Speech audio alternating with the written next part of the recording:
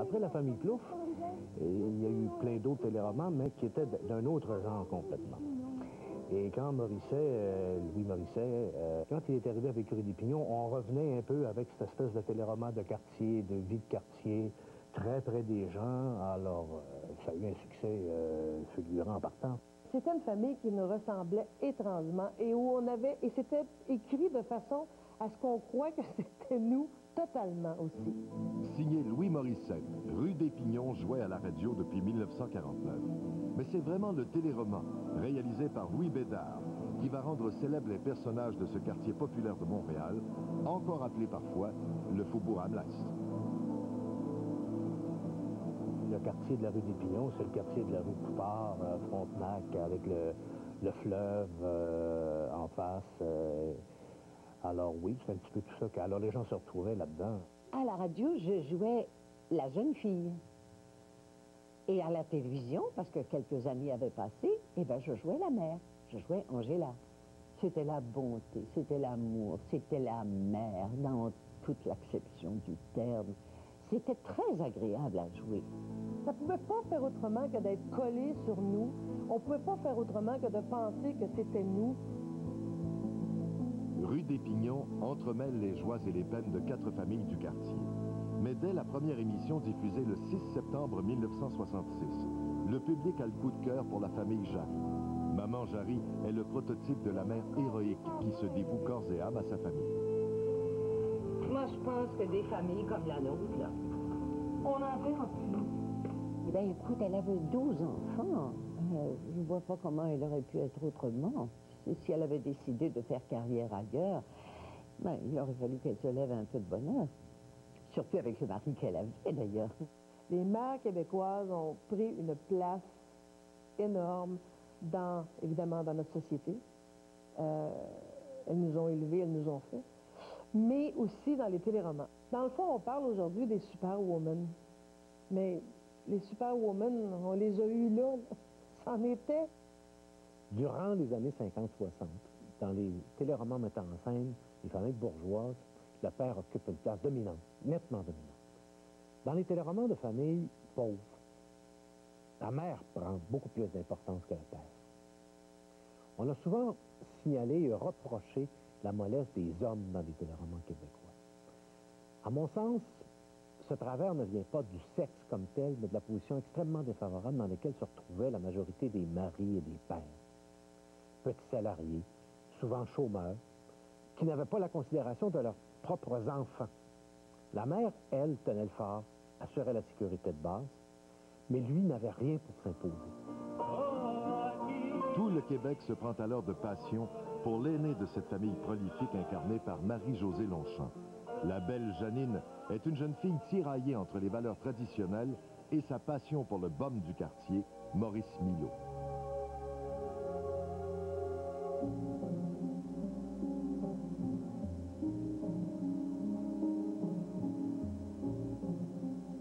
Ben oui, c'est parce que Maurice, lui, avait des maîtresses, c'était un boxeur et tout, il voulait être libre comme l'air, il désirait Janine, mais en même temps, il savait que...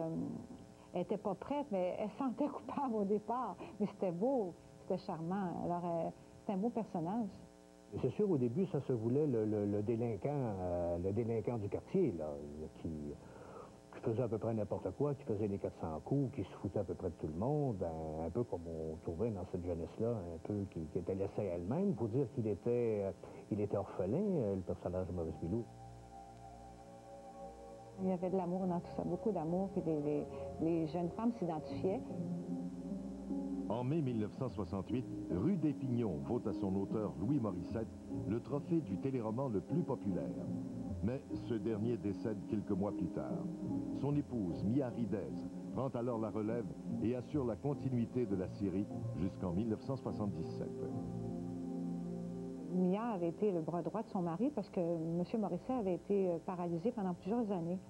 Et quand il est revenu, qui était plus couché sur un lit, là, paralysé, il avait un goût de vivre. Lui, c'était un homme qui s'intéressait autant aux balayeurs de rue qu'à une femme de mon âge qu'elle avait pris sous son aile. Dans les années 70, les nouvelles valeurs de la révolution sexuelle menacent la famille. Les jeunes femmes découvrent la pilule, prennent goût au travail à l'extérieur et résistent au mariage hâtif. Mais surtout, les enfants du bébé-boom rejettent le modèle de bonheur de leurs parents.